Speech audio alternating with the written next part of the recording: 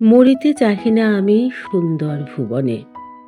কবির এই আকাঙ্ক্ষার মধ্যেই যেন ধরা আছে জীবনের প্রতি তার গভীর ভালোবাসা। অথচ এক শ্রাবণের দিনে থেমে গেছিল তার জীবনযাত্রা, কিন্তু থেমে যায়নি তার সৃষ্টি।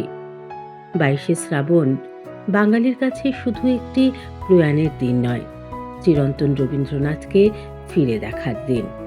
এই দিনেই বাঙালি হারিয়েছিল তার অন্যতম শ্রেষ্ঠ স্রষ্টা বিশ্বকবি রবীন্দ্রনাথ ঠাকুরকে।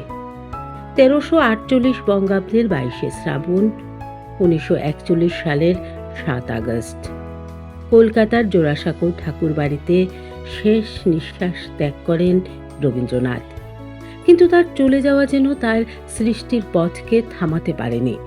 কবিতা, গান, ছোট গল্প, উপন্যাস, নাটক, প্রবন্ধ, সাহিত্যের প্রায় প্রতিটি ক্ষেত্রেই রেখে গেছেন তার অনন্য স্বাক্ষর। যিনি তার কবিতায় জীবনকে দেখেছেন, গানে অনুভব করেছেন মানুষ ও প্রকৃতিকে, আর তার সাহিত্যে তুলে ধরেছেন প্রেম, মানবতা, দেশ এবং স্বাধীনতার চেতনা। তার নিজের জীবন থেমে গেলেও তার সৃষ্টির মৃত্যু নেই। প্রজন্মের পর প্রজন্ম ধরে তার গান আমাদের আনন্দ দেয়, তার কবিতা আমাদের ভাবায়, তার সাহিত্য আমাদের জীবনের নানা অনুভূতিকে ভাষা দেয়। ১৯১৩ সালে গীতাঞ্জলির জন্য সাহিত্যে নোবেল পুরস্কার পেয়ে রবীন্দ্রনাথ হয়ে ওঠেন এশিয়ার প্রথম নোবেলজয়ী সাহিত্যিক। তার সাহিত্য শুধু বাংলা ভাষাকে সমৃদ্ধ করেনি, পৌঁছে দিয়েছে বিশ্বের দরবারেও।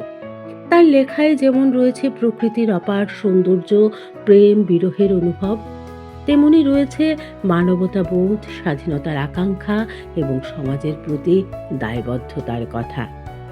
দেশপ্রেমের ক্ষেত্রেও রবীন্দ্রনাথের অবদান অনন্য।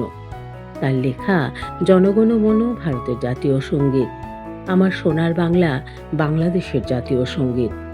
দুই দেশের জাতীয় সঙ্গীতের সঙ্গে একই স্রষ্টার নাম জড়িয়ে থাকা বিশ্ব ইতিহাসে এক বিরল ঘটনা। শুধু সাহিত্য নয়, শিক্ষাক্ষেত্রেও তার চিন্তা ছিল সময়ের চেয়ে অনেক এগিয়ে। প্রকৃতির সঙ্গে নিবিড় সম্পর্ক রেখে মুক্ত পরিবেশে শিক্ষার যে ভাবনা তিনি দেখিয়েছিলেন, তারই বাস্তব রূপ শান্তিনিকেতন। রবীন্দ্রনাথের সৃষ্টির পরিধি যত বিস্তৃত, তার চিন্তার জগৎও ততই গভীর। তাই সময় বদলেছে, প্রজন্ম বদলেছে, বদলেছে সমাজ, কিন্তু রবীন্দ্রনাথ আজও সমান প্রাসঙ্গিক।